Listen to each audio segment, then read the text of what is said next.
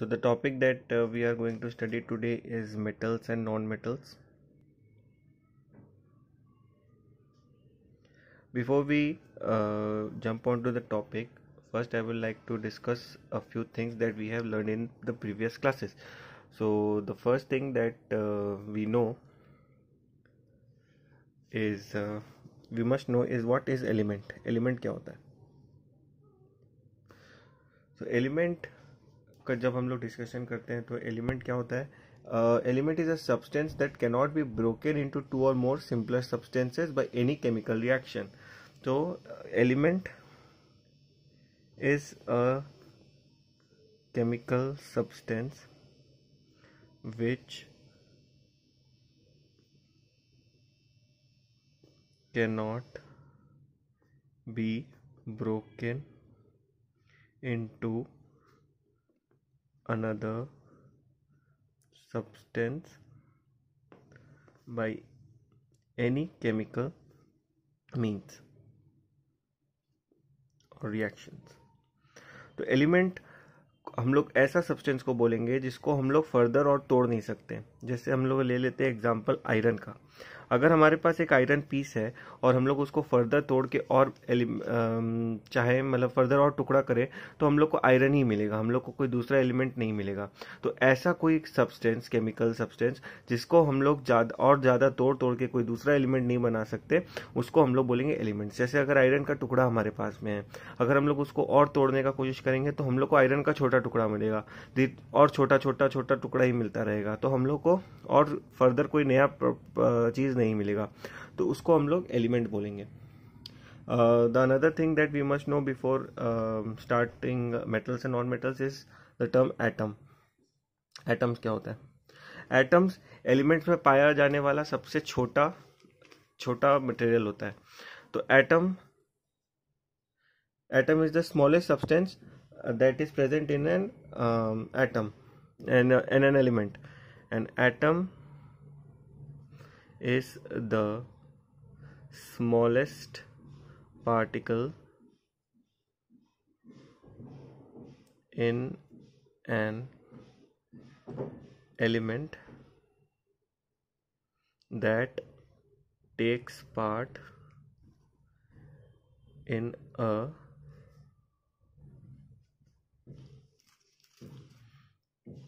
Chemical reaction.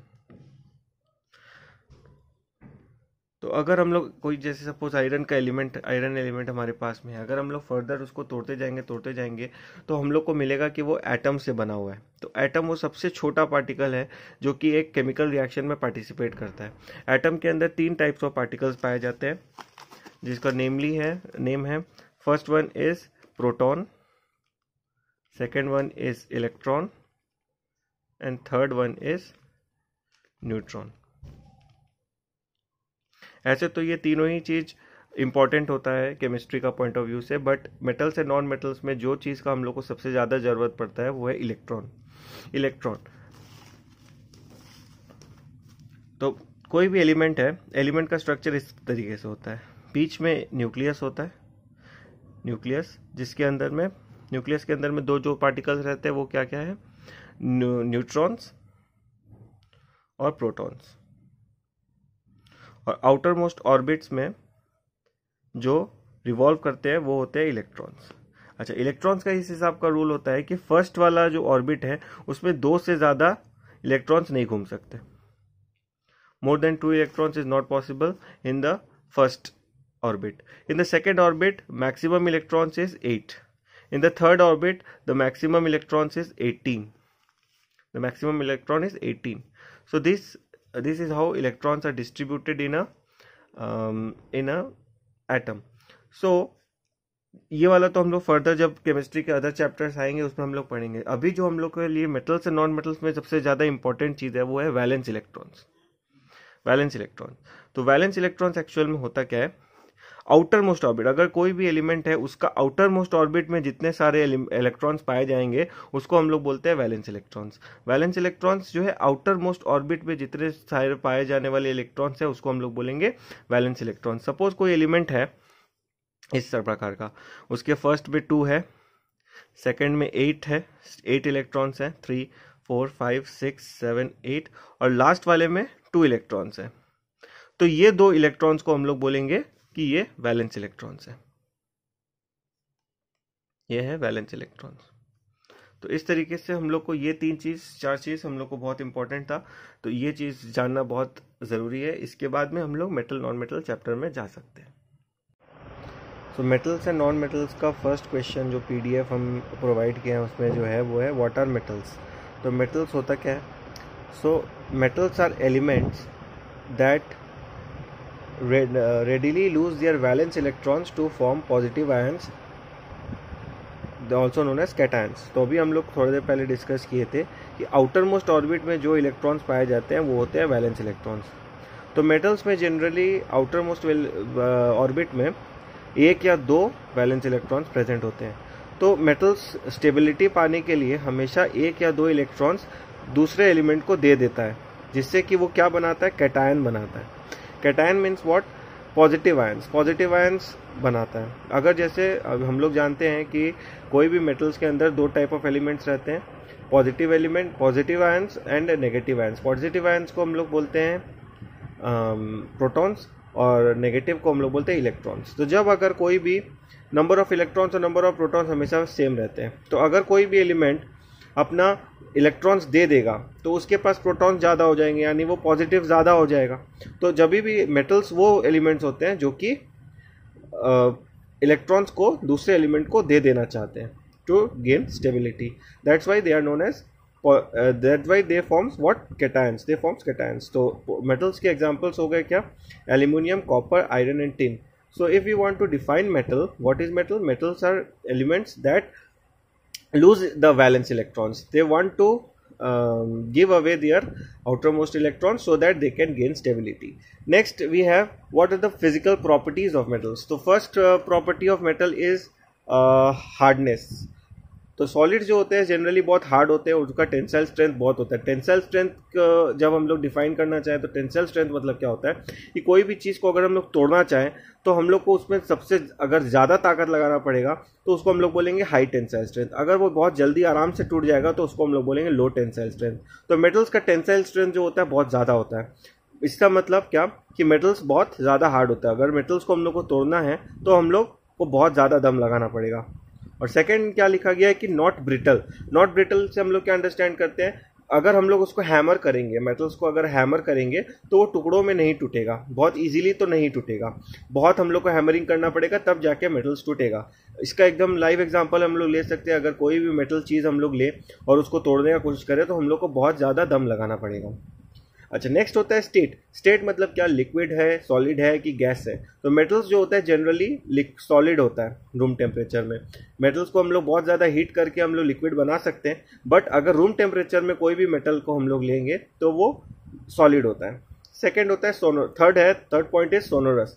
Sonorous मतलब क्या? Metals को जब कोई भी चीज़ मेटल को अगर हम लोग लेते हैं, चाहे वो आयरन हो, एल्यूमिनियम हो, अगर जैसे बर्तन जो हमारे पास किचन में पाए जाते हैं उसको अगर हम लोग हाथ से ऐसे करके मारेंगे तो वो इस टंग करके आवाज़ देगा। तो वो टंग करके आवाज़ वाले को ही हम लोग बोलते हैं सोनोरस। तो मेटल से वो सोनोरस आवाज़ आता है। कोई भी मेटल अगर आप लोगे और उसको ऐसे कि कोई भी चीज़ से हिट करोगे, चाहे पेन से या कोई भी चीज़ से हिट करोगे तो एक टन करके आवाज़ आएगा जो कि कान में चुभेगा। It's has a very sharp voice, that sharp sound. तो that sound is known as sonorous. Fourth point is conductivity.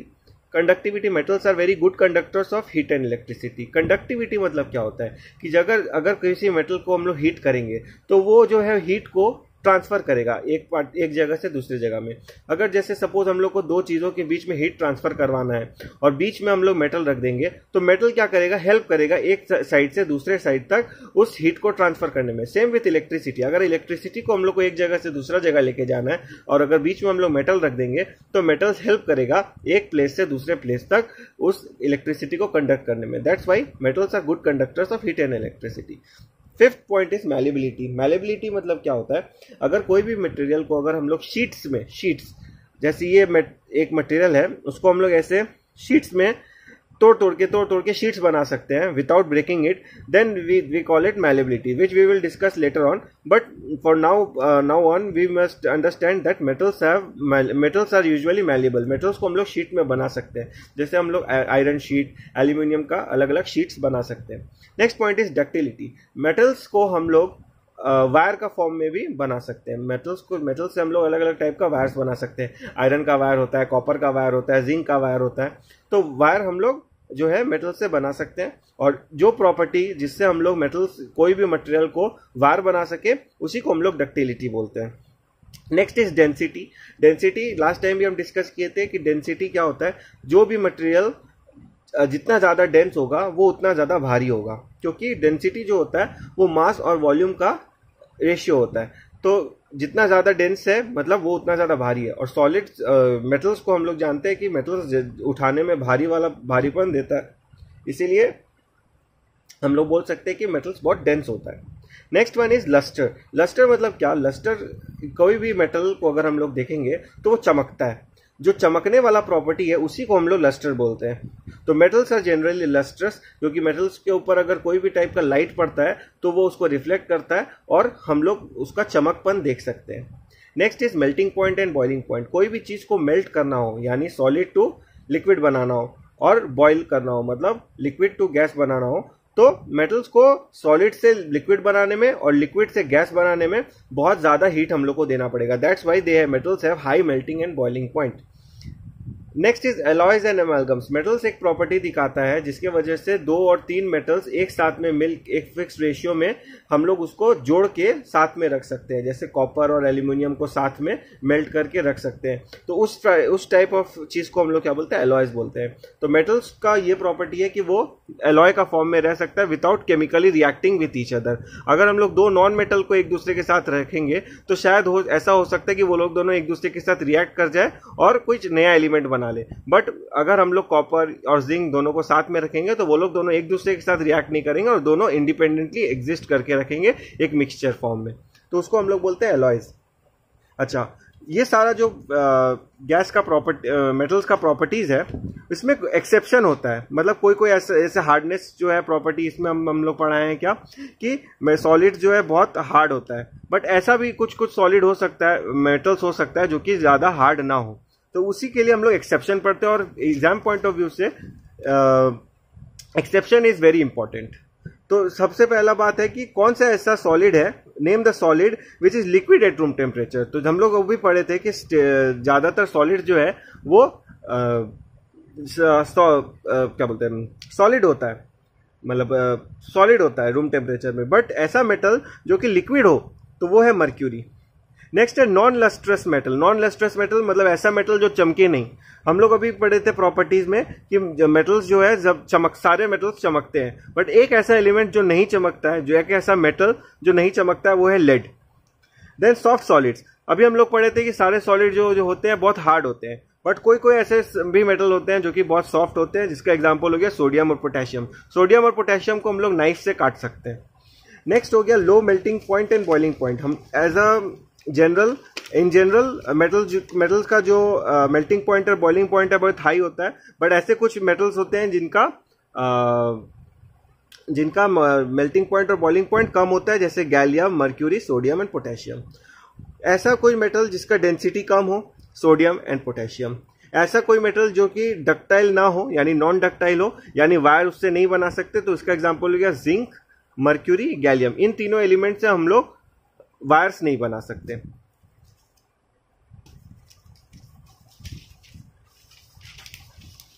Next आ गया नॉन मैलिएबल. मतलब ऐसा मेटल्स जिससे हम लोग जिसको हम लोग शीट्स में कन्वर्ट नहीं कर सकते, वो है जिंक और मर्क्यूरी. जिंक को हम लोग जिंक का शीट्स हम लोग नहीं बना सकते, और मर्क्यूरी तो लिक्विड है, तो लिक्विड का शीट तो बन ही नहीं सकता. ब्रिटल मतलब ऐसा कोई मेटल जिसको हम लोग अगर हैमरिंग करेंगे तो वो टूट जाएगा, तो वो है zinc. Zinc is a brittle metal, मतलब अगर उसको हम लोग हैमर करेंगे तो वो टुकड़ों में टूट जाएगा. नेक्स्ट है bad conductor of heat and electricity. Metals are generally good conductors, but ऐसे भी मेटल्स होते हैं जो कि बैड कंडक्टर्स होते हैं. उसके एग्जांपल हो गए टंगस्टन, लेड एंड मर्क्यूरी. तो exceptions are very important, you must always remember this.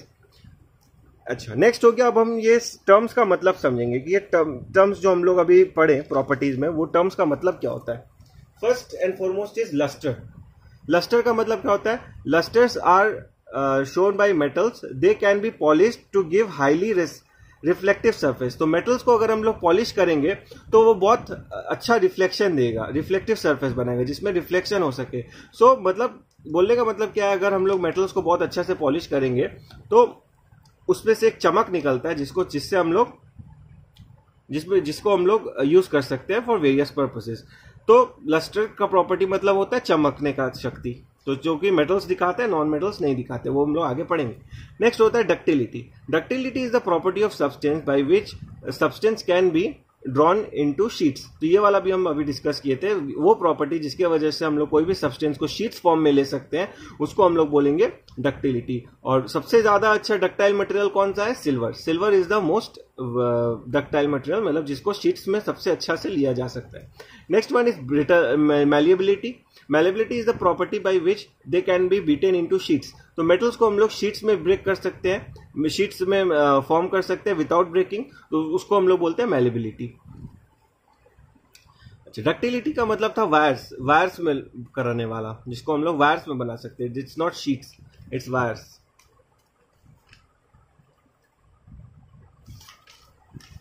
Next one is brittleness, the property due to which non metals break on hammering. It is the property of non metals, that is carbon and sulphur. कोई भी अगर body को अगर हम लोग hammering करेंगे और वो टूट जाए तो उसको हम लोग बोलते हैं brittleness. Next one is conductivity. Conductivity अभी हम बताए थे, अगर एक जगह से दूसरा जगह में हम लोग को ट्रांसफर करना है और बीच में अगर हम लोग कोई मटेरियल रख दे, अगर वो ट्रांसफर में हेल्प करे तो वो कंडक्टर है, और ट्रांसफर रोक दे तो वो नॉन कंडक्टर है। तो मेटल्स जो होता है वो generally good conductors of heat and electricity होता है, because they allow heat and electricity to pass through them. इसका एग्जाम्पल हो गया कॉपर, एल्यूमिनियम, सिल्वर। और नॉन मेटल जो होता है बैड कंडक्टर होता है, they do not allow heat and electricity to pass through them, they are called insulators. Next one is sonorous. Sonorous होता है the ringing sound of the metals make when they are struck. कोई भी metals को अगर हम लोग मारेंगे कोई चीज मटेरियल से तो वो एक रिंगिंग साउंड देगा, टर्न करके साउंड देगा, जिसको हम लोग बोलते हैं sonorous. Okay, the next question is what are non-metals? So non-metals are chemical elements that accepts electrons in their valence shell to form anions. तो जैसे हम लोग मेटल्स के टाइम में पढ़े थे, आउटरमोस्ट शेल में जो है एक या दो इलेक्ट्रॉन्स रहता है जो कि मेटल्स दे देना चाहता है दूसरे एलिमेंट्स को। उसी तरीके से नॉन मेटल्स में क्या होता है, जनरली आउटरमोस्ट इलेक्ट्रॉन्स में 6 या 5 ऐसे इलेक्ट्रॉन्स रहते हैं, 5, 6 या 7। तो अगर उन्हें 1, 2 या 3 इलेक्ट्रॉन दूसरे एलिमेंट से मिल जाएंगे तो वो भी स्टेबल हो जाएंगे, क्योंकि स्टेबिलिटी पाने के लिए आउटरमोस्ट ऑर्बिट में 8 इलेक्ट्रॉन्स होना जरूरी होता है। तो 8 इलेक्ट्रॉन्स पाने के लिए कोई भी नॉन मेटल क्या चाहता है, अगर उसके पास 5 इलेक्ट्रॉन्स आउटरमोस्ट शेल में तो वो चाहेगा कि 3 इलेक्ट्रॉन्स उससे मिल जाए। अगर उसके पास 6 इलेक्ट्रॉन्स है आउटरमोस्ट शेल में तो वो चाहेगा कि उससे 2 इलेक्ट्रॉन्स मिल जाए। और अगर कोई के पास अगर 7 इलेक्ट्रॉन्स होता है तो वो चाहता है कि उससे 1 इलेक्ट्रॉन मिल जाए।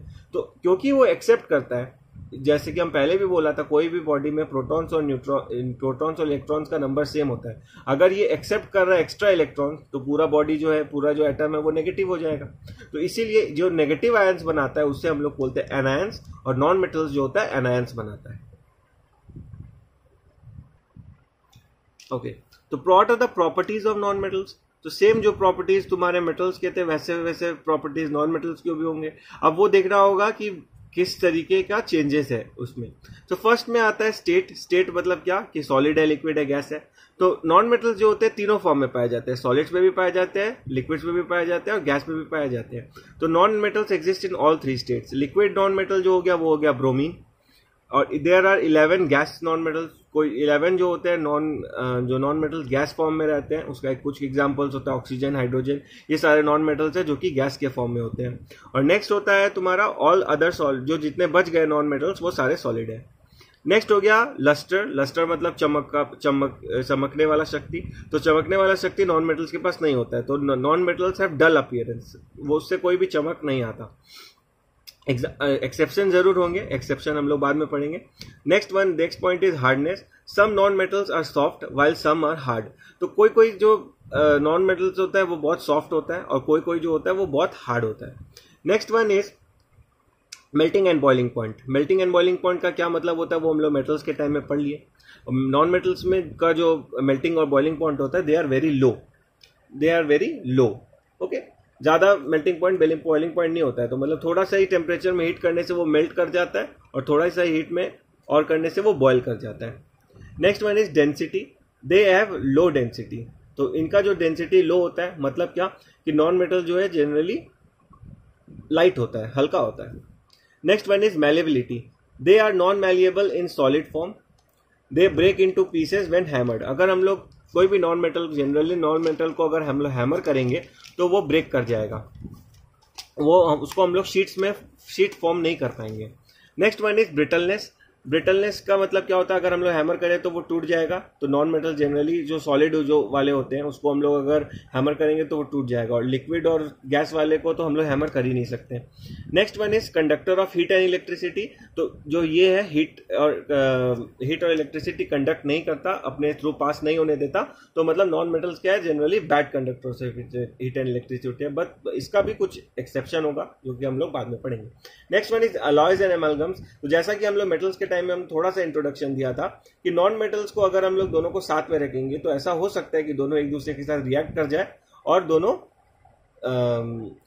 कोई केमिकल सब्सटेंस बना ले, इसलिए हम लोग दोनों को साथ नहीं रख सकते, तो वो एलॉय फॉर्म नहीं करेगा ना ही एमलगम फॉर्म करेगा, वो नया प्रोडक्ट ही बना देगा। नेक्स्ट वन इज, जैसे अगर इसका एग्जांपल हम लोग ले सकते हैं, हाइड्रोजन एक नॉन मेटल है और क्लोरीन एक नॉन मेटल है, तो दोनों को अगर हम लोग मिक्सअप करेंगे, साथ में रखेंगे, सोचेंगे कि वो लोग दोनों अलग अलग रहेंगे, एक दूसरे के साथ मिक्स नहीं होंगे, तो ऐसा नहीं होगा। वो लोग दोनों साथ में रहेंगे तो वो लोग हाइड्रोक्लोरिक एसिड बना देंगे या फिर हाइड्रोजन क्लोराइड बना देंगे जो कि गैस फॉर्म में होता है। अच्छा, name the non metals that are, मतलब ये है एक्सेप्शन, तो ऐसा है नॉन मेटल जो कि लिक्विड है उसका नाम हो गया ब्रोमीन। दूसरा जो कि लस्टर है, जो लस्टर्स शो करता है, मतलब जो चमकता है, जनरली नॉन मेटल जो होता है वो लोग चमकता नहीं है, तो इसका एग्जांपल हो गया iodine and graphite. Iodine and graphite दोनों के पास ही लस्टर होता है।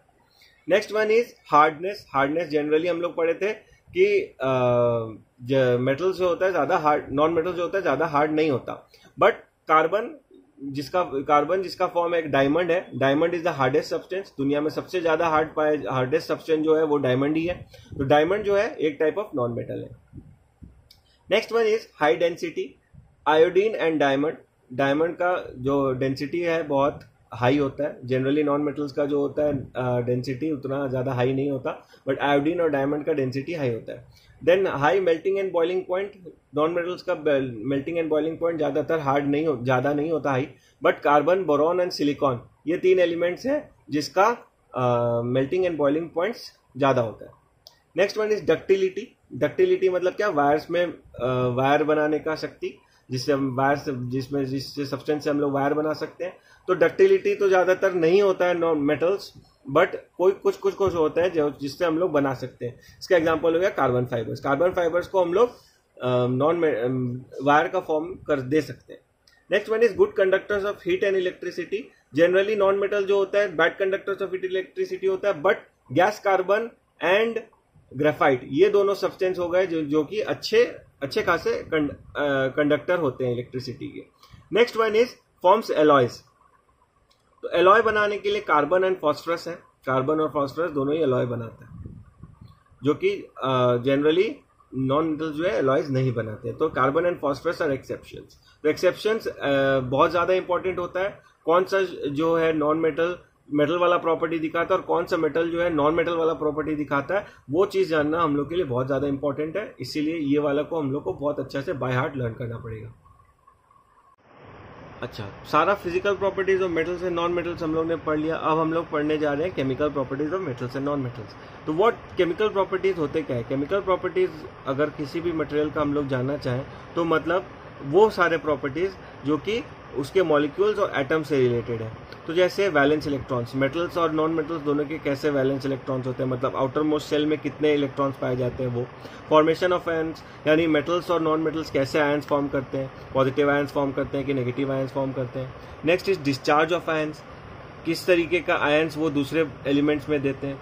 Next one is atomicity. Atomicity का मतलब क्या होता है कि कोई भी सब्सटेंस का एक मॉलिक्यूल के अंदर में कितना एटम्स पाया जाता है। अगर किसी भी एलिमेंट्स में एक एटम पाया जाता, एक मॉलिक्यूल में एक एटम हो तो उसको हम लोग बोलते हैं मोनो एटॉमिक।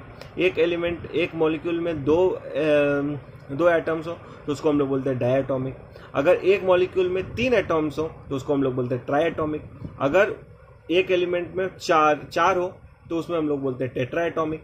और अगर एक मॉलिक्यूल में 8 इलेक्ट्रॉन्स हो तो उसको हम लोग बोलते हैं ऑक्टा एटॉमिक।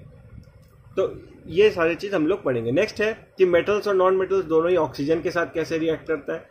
मेटल्स और नॉन मेटल्स दोनों एसिड के साथ कैसे रिएक्ट करता है। मेटल्स और नॉन मेटल्स दोनों वाटर के साथ कैसे रिएक्ट करता है। और मेटल्स और नॉन मेटल्स दोनों बेस के साथ कैसे रिएक्ट करता है। तो फर्स्ट में हम लोग आ जाते हैं how many valence electrons are present in metals and non metals. तो atoms of metals usually have 1, 2 or 3 electrons in their outermost shell. Atoms of metals, non-metals have 5, 6 or 7 electrons in their outermost shell.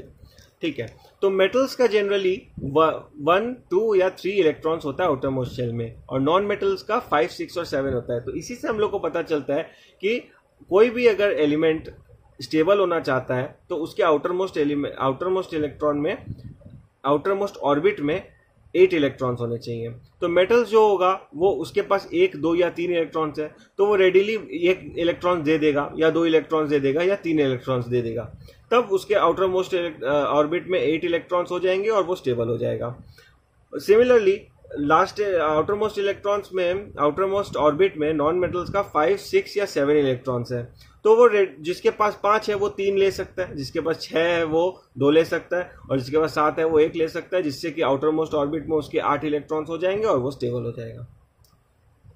So the next one is what kind of ions do metals and non metals forms. तो metals देखिए positive जो electrons है उसको loose करता है तो वो cation बनाता है, यानी पॉजिटिव आयंस बनाता है। तो अगर सोडियम से 1 इलेक्ट्रॉन चला जाएगा तो वो सोडियम आयन बना देगा जो कि पॉजिटिव होगा।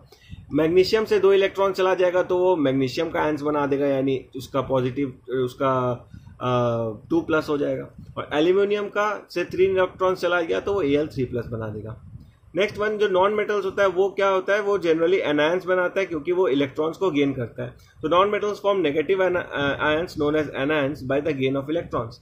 दे आर इलेक्ट्रोनेगेटिव। तो क्लोरीन से अगर 1 इलेक्ट्रॉन चला गया तो वो क्लोरीन बनाए, क्लोरीन एनायन बनाएगा। ऑक्सीजन से 2 इलेक्ट्रॉन चला गया तो वो ऑक्सीजन एनायन बनाएगा। और नाइट्रोजन से अगर 3 इलेक्ट्रॉन चला गया तो वो नाइट्रोजन एनायन बनाएगा। एक एक्सेप्शन होता है हाइड्रोजन, क्योंकि हाइड्रोजन जो है पॉजिटिव कैटायन बनाता है। वो अपना जो आउटरमोस्ट इलेक्ट्रॉन है उसको वो डोनेट कर देता है, ना कि वो कोई भी एक्सेप्ट करता है। तो next one is how are the atomicity of metals and non metals. तो एटॉमिसिटी कितना होता है, जनरली जो मेटल्स होते हैं वो लोग मोनो एटॉमिक होते हैं। मोनो एटॉमिक का मतलब क्या होता है, एक मॉलिक्यूल के अंदर एक एटम है ना। तो एक मॉलिक्यूल ऑफ आयरन के अंदर एक ही एटम ऑफ आयरन रहता है। उसी के ऑपोजिट में जो है नॉन मेटल पॉली एटॉमिक होता है। मतलब क्या कि आउटरमोस्ट एक मॉलिक्यूल में एक से ज्यादा इलेक्ट्रॉन्स, एक से ज्यादा एटम्स होते हैं। तो जैसे एग्जांपल हो गया मोनो एटॉमिक, डाई एटॉमिक का हो गया ऑक्सीजन, क्योंकि एक ऑक्सीजन का मॉलिक्यूल में 2 इलेक्ट्रॉन्स रहता है, O2 बोलते हैं इसीलिए। उसी तरह होता है Cl2 क्लोरीन, यानी एक मॉलिक्यूल में 2 एटम। उसी तरीके से ट्राई एटॉमिक का एग्जांपल हो गया ओजोन O3 होता है, एक मॉलिक्यूल के अंदर 3 एटम्स होना। और उसी तरीके से आपका टेट्रा एटॉमिक का होता है फॉस्फरस P4, और सल्फर S8 जो होता है ऑक्टा एटॉमिक। तो इसीलिए हम लोग जनरली नॉन मेटल्स को क्या बोलते हैं, पॉली एटॉमिक। और नोबल गैसेस जो होते हैं वो लोग जो होते हैं मोनो एटॉमिक होते हैं। ओके, तो sir next question is how do metals and non metals react with oxygen. Metals और नॉन मेटल्स जो है ऑक्सीजन के साथ कैसे रिएक्ट करते हैं। So metals react with oxygen to form basic metal oxides. Basic metal oxides मतलब क्या, जिसका नेचर जो होगा बेसिक होगा। और नॉन मेटल जो रिएक्ट करते हैं ऑक्सीजन के साथ एसिडिक ऑक्साइड बनाते हैं, यानी जिसका नेचर एसिडिक होगा। एसिडिक ऑक्साइड को जब हम लोग वाटर में मिलाते हैं तो वो एसिड बनाता है, और बेसिक ऑक्साइड को जब हम लोग वाटर में मिलाते हैं तो वो बेस बनाता है। बेस और एसिड क्या होता है ये वाला हम लोग फर्दर आगे चैप्टर्स में पढ़ेंगे। बट जनरली जो एसिडिक ऑक्साइड्स होते हैं वो एसिड बनाते हैं वाटर के साथ में, और बेसिक ऑक्साइड जो है वो बेस बनाते हैं वाटर के साथ में। अभी फिलहाल के लिए आपको इतना जानना जरूरी है। तो इस तरीके का रिएक्शन होता है। मेटल्स अगर ऑक्सीजन के साथ रिएक्ट करे तो वो मेटल ऑक्साइड्स बनाता है या फिर बेसिक ऑक्साइड बनाता है, जैसे कि यहाँ पे लिखा गया है। और नॉन मेटल जो है ऑक्सीजन के साथ रिएक्ट करता है तो वो एसिडिक ऑक्साइड में आता है। तो एग्जाम्पल्स हो गए बेसिक ऑक्साइड्स के कौन कौन से, sodium oxide, calcium oxide, magnesium oxide. और नॉन मेटल्स के एग्जाम्पल कौन से हुए, carbon dioxide, sulphur trioxide and nitrogen dioxide. Okay, so the next question is how do metals and non metals react with water. Water के साथ कैसे react करता है। सो मेटल्स जो है वाटर के साथ रिएक्ट करता है और बनाता है मेटल ऑक्साइड्स, और मेटल ऑक्साइड्स को जब हम लोग फर्दर वाटर के साथ रिएक्ट करवाते हैं तो वो हाइड्रो ऑक्साइड्स बना देता है। तो अगर दोनों ही रिएक्शन को हम लोग सम अप करेंगे तो वो ऐसा होगा, मेटल को वाटर बनाने से मेटल ऑक्साइड्स और हाइड्रोजन बना। इस मेटल और हाइड्रो ऑक्साइड को जब हम लोग वाटर के साथ रिएक्ट करेंगे तो वो मेटल हाइड्रो ऑक्साइड बना देगा। तो सम अप करेंगे, जैसे 2 पोटेशियम का 2 मॉलिक्यूल अगर 2 वाटर का मॉलिक्यूल्स के साथ रिएक्ट करता है तो वो हाइड्रो ऑक्साइड यानी पोटेशियम हाइड्रो ऑक्साइड और हाइड्रोजन बनाता है। सोडियम 2 मॉलिक्यूल्स ऑफ सोडियम जब रिएक्ट करता है 2 मॉलिक्यूल्स ऑफ वाटर के साथ में तो वो 2 molecules of sodium hydro oxide और हाइड्रोजन बनाता है। तो ये इस टाइप से रिएक्ट करता है मेटल्स। और नॉन मेटल्स जो होता है they do not generally react with water, तो वाटर के साथ रिएक्ट नहीं करता है generally metals, non metals. Next one is how do metals react with acids. तो metals react with acids to replace hydrogen from their dilute non oxidizing acids और form salt and hydrogen. तो जब metals acid के साथ react करता है तो वो हाइड्रोजन, जो एसिड में हाइड्रोजन हमेशा प्रेजेंट रहता है, उस हाइड्रोजन को रिप्लेस कर देता है और उसके जगह उसके साथ हाइड्रोजन को अलग करके सॉल्ट बना देता है। जैसे देख लीजिए सोडियम है, सोडियम जो है रिएक्ट करेगा 2HCl के साथ में, तो इस हाइड्रोजन के जगह में ये सोडियम आ जाएगा यानी 2NaCl हो गया और हाइड्रोजन अलग हो गया। तो इस टाइप ऑफ रिएक्शन करता है मेटल्स एसिड्स के साथ में। और नॉन मेटल जो है वो रिएक्शन नहीं करता कोई भी एसिड के साथ। नेक्स्ट कम्स कि मेटल्स और नॉन मेटल जो है बेस के साथ कैसे रिएक्ट करते हैं। तो मेटल्स जो है बेस के साथ रिएक्ट करता है, सॉल्ट बनाता है और हाइड्रोजन बनाता है। तो इसका जो सॉल्ट फॉर्म करने का जो तरीका है वो थोड़ा डिफरेंट है। जैसे कि बेस है मेरे पास सोडियम हाइड्रो ऑक्साइड NaOH, तो वो जब जिंक के साथ रिएक्ट करेगा तो हाइड्रोजन को रिप्लेस करेगा। हाइड्रोजन जो है वो निकल के आ जाएगा H2 और Zn जो है इसके साथ जुड़ जाएगा, तो सोडियम जिंकेट बनेगा। सोडियम जिंकेट का फॉर्मूला होता है Na2ZnO2। तो Zn जो है H के जगह में आ गया और H जो है अपना एटम्स लेके दोनों निकल आया, H2 बन गया बाहर। तो इस तरीके से बेस के साथ रिएक्ट करता है मेटल्स, और नॉन मेटल्स जो है वो रिएक्ट नहीं करता बेस के साथ भी, ना ही एसिड के साथ रिएक्ट करता है ना ही बेस के साथ रिएक्ट करता है। नेक्स्ट कम्स तो सबसे ज्यादा इंपॉर्टेंट रिएक्शन है, that is displacement reaction. Displacement reaction होता क्या है, it is a reaction in which more reactive element displaces a less reactive element from its compound और सॉल्यूशन। मतलब क्या, सपोज हम लोग के पास बहुत सारे मेटल्स हैं तो उसमें से रिएक्टिविटी सब लोग का अलग अलग होगा, कोई ज्यादा रिएक्ट करेगा कोई कम रिएक्ट करेगा। सपोज अगर कोई कम रिएक्ट करने वाला एलिमेंट है जैसे कि कॉपर सल्फेट, वो उसका कंपाउंड है कॉपर सल्फेट, सल्फेट के साथ वो कंपाउंड बना के रखा हुआ है। अगर उससे ज्यादा रिएक्ट करने वाला कोई सब्सटेंस आ जाता है Zn, तो वो क्या करेगा, दोनों रिएक्ट जब करेगा तो क्या करेगा, Cu को रिप्लेस करके Zn उसके जगह में आ जाएगा, तो वो ZnSO4 बन जाएगा और Cu जो है अलग हो जाएगा।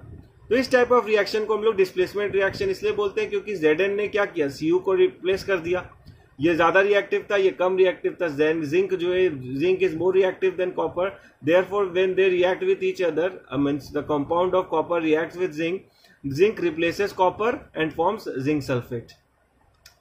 So how we will remember that which metal is more reactive and which metal is not less reactive when these types of reaction comes. So we have to learn the reactivity series. This is the reactivity series.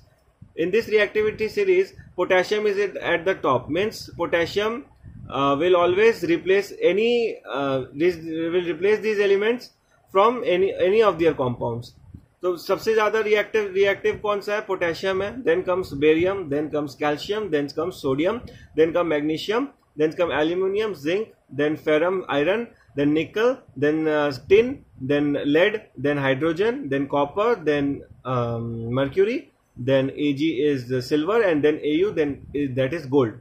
So we how we will understand this? Suppose अगर हम लोग के पास कोई भी element है, जैसे Mg का मेरे पास एक कॉम्पाउंड है MgSO4, उसको हम रिएक्ट करवा रहे हैं Mg के किसी भी ऊपर वाले एलिमेंट के साथ में, सपोज कैल्शियम के साथ में, तो कैल्शियम क्या करेगा, Mg को रिप्लेस कर देगा और CaSO4 बना देगा, कैल्शियम सल्फेट बना देगा, और Mg जो है अकेला रह जाएगा। सपोज अगर हम कोई MgSO4 को ही रिएक्शन करवा रहे हैं उसके नीचे वाले किसी एलिमेंट के साथ, सपोज Zn के साथ में, तो वो इसको रिप्लेस नहीं कर पाएगा, ये जो है रिएक्ट करेगा ही नहीं, क्योंकि Mg जो है रिएक्टिविटी सीरीज में ऊपर है, तो Mg Zn से, तो Zn है जो Mg को रिप्लेस नहीं कर पाएगा। उसी तरीके से सपोज हम लोग के पास में अगर कोई एलिमेंट है ZnCl2 यानी जिंक क्लोराइड, उसके साथ हम रिएक्ट करवा दिए Na को, सोडियम को, तो सोडियम जो है रिएक्टिविटी सीरीज में Zn के ऊपर में है, तो सोडियम क्या करेगा, Zn को रिप्लेस कर देगा और Zn अकेला हो जाएगा और NaCl2 के साथ में आ जाएगा। NaCl2 तो नहीं होता है, तो उसको बैलेंस करने के लिए यहाँ 2 लगाना पड़ेगा, यहाँ 2 लगाना पड़ेगा, इस टाइप ऑफ रिएक्शन हो जाएगा 2NaCl + Zn। ठीक है, तो ये हो गया रिएक्टिविटी सीरीज में कौन ज्यादा रिएक्टिव है, कौन कम रिएक्टिव है, इस हिसाब से हम लोग निकाल सकते हैं। तो रिएक्टिविटी सीरीज याद रखना इज वेरी इंपॉर्टेंट, कि कौन सा मेटल किसको रिप्लेस कर पाएगा और कौन सा मेटल जो है दूसरा मेटल को रिप्लेस नहीं कर पाएगा। तो आपको कोई भी अगर जैसे कोई भी एलिमेंट दिया हुआ है, उसका कंपाउंड दिया हुआ है, तो उसको अगर वो रिप्लेस करना चाहता है तो उसको उस एलिमेंट से ऊपर होना जरूरी है। अगर वो ऊपर नहीं हुआ तो वो रिप्लेस नहीं कर पाएगा, नीचे वाला एलिमेंट जो है उसको रिप्लेस नहीं कर पाएगा। Next we come to what are the uses of metal. Metal का यूज क्या होता है? तो मेटल्स को हम लोग अगर अपने आसपास के चीजों में देखेंगे तो बहुत सारा चीज जो है मेटल से बना होता है। तो मेटल्स का बहुत ज्यादा इंपॉर्टेंस है हमारे लाइफ में। जैसे मेटल्स हम लोग का मशीन्स बनाने में काम आता है, चाहे वो कोई भी मशीन हो। जिस मोबाइल में हम लोग अभी पढ़ रहे हैं, जिस हम लोग लैपटॉप में कोई तुम वीडियो देख रहे हो या तुम मोबाइल में वीडियो देख रहे हो, तो वो उसके अंदर भी मेटल का कोई सब्सटेंस है जिसकी वजह से वो पॉसिबल हो पाया तुम्हारा, हम लोग को, मुझे देखना, मुझे सुनना। उसी तरीके से कोई भी आयरन का मटेरियल है तुम्हारे पास में, तुम एरोप्लेन से जाते हो, तुम ट्रेन से जाते हो, तुम बस से ट्रैवल करते हो, तुम टोटो से ट्रैवल करते हो, तो सभी चीज जो है मेटल से बना हुआ होता है। तो मेटल का हम लोग का लाइफ में बहुत ज्यादा इंपॉर्टेंस है। अगर आसपास हम लोग कोई भी चीज देखेंगे तो वो मेटल से ही बना हुआ है। जैसे कि मशीन्स हो गया, मोबाइल्स हो गया, एरोप्लेन हो गया, सैटेलाइट हो गया, ट्रेन हो गया, इंडस्ट्रियल गैजेट्स हो गया, कुकिंग यूटेंसिल्स हो गया, सब जो है मेटल से बने हुए हैं। तो metal is of very high importance in our life. Next comes the non-metals. Non-metals are essential for our daily life as we inhale air. जो हम लोग एयर लेते हैं वो भी नॉन मेटल है, ऑक्सीजन, और जो हम लोग छोड़ते हैं कार्बन डाइऑक्साइड वो भी नॉन मेटल से बने हुए हैं, कार्बन और ऑक्सीजन से। सो ब्रीदिंग के लिए वेरी इंपॉर्टेंट होता है नॉन मेटल्स। दूसरा क्या है, नॉन मेटल जो है फर्टिलाइजर्स बनाने में काम आता है, जो कि हम लोग जो खाना खाते हैं उसके लिए सबसे ज़्यादा ज़रूरी है। तो अगर फार्मर्स लोग जब भी क्रॉप्स उगाएंगे तो वो फर्टिलाइजर्स यूज़ करेंगे, जिसकी वजह से हम लोग जो है अपना डेली खाना खा पाएंगे। नेक्स्ट, वाटर प्योरिफिकेशन के लिए बहुत ज़्यादा इंपॉर्टेंट होता है नॉन मेटल्स। देन एंटीसेप्टिक, जो अगर हम लोग को चोट लग जाता है या जो हम लोग दवाई खाते हैं वो सारा चीज़ भी नॉन मेटल से ही बना होता है। तो नॉन मेटल्स का भी अपना इम्पोर्टेंस है। इनके बाद एक सब्सटेंस जो आता है वो होता है मेटेलॉइड्स। मेटेलॉइड्स वो सब्सटेंस होते हैं जिसमें कुछ प्रॉपर्टीज मेटल्स के होते हैं और कुछ प्रॉपर्टीज नॉन मेटल्स के होते हैं। तो इसको अगर हम लोग डिफाइन करें तो क्या होगा, these are elements that shows properties of metals as well as that of non metals. They are intermediate, मतलब मेटल्स और नॉन मेटल्स के बीच का ऐसा एलिमेंट है। They are intermediate between metals and non metals. उसका एग्जाम्पल हो गया सिलिकॉन, जर्मेनियम। तो सिलिकॉन, जर्मेनियम में क्या होता है, मेटल्स की भी प्रॉपर्टीज होती है, नॉन मेटल्स की भी प्रॉपर्टीज होती हैं। Next one is differences between metals and non metals. ऐसे तो जितने भी प्रॉपर्टीज हम लोग पढ़े हैं सभी दोनों के अलग अलग हैं। तो अगर प्रॉपर्टीज लर्न होगा तुम्हें तो तुम दोनों के बीच का डिफरेंस लर्न कर सकते हो। फिर भी जो सबसे ज्यादा इंपॉर्टेंट डिफरेंसेस है वो हो गए क्या क्या, मेटल्स जो है मैलेबल और डक्टाइल होता है, नॉन मेटल जो है मैलेबल डक्टाइल नहीं होता। Exceptions are there, but in general metals are malleable and ductile and non-metals are non-malleable and non-ductile. Then metals are good conductors of heat and electricity, non-metals are bad conductors of heat and electricity. Then metals are lustrous, non-metals are non-lustrous. Metals are strong and have high tensile strength, non-metals are not so strong and do not have low tensile strength. Then metals are sonorous, non metals are non sonorous. तो ये generally यही सारे चीज metals और non metals में थे। Suppose एक question बहुत बार पूछा जाता है कि proof that sulphur is a metal, sulphur is a non metal, and proof that sodium is a metal. तो सोडियम को आप हम लोग को ऐसा कोई भी दो प्रॉपर्टीज दिखाना पड़ेगा जो कि प्रूफ करे कि वो मेटल्स है, तो हम लोग बता सकते हैं कि वो मेटल है। और सल्फर का कोई भी ऐसा दो प्रॉपर्टी दिखाना पड़ेगा नॉन मेटल का, जिससे हम लोग ये प्रूव कर सके कि वो नॉन मेटल है। तो ये कोई भी दो प्रॉपर्टीज दिखाएंगे तो this will be your homework. You will have to answer this to me that sodium is a metal, why, and sulfur is a non-metal, why. So that concludes the class of today. So thank you.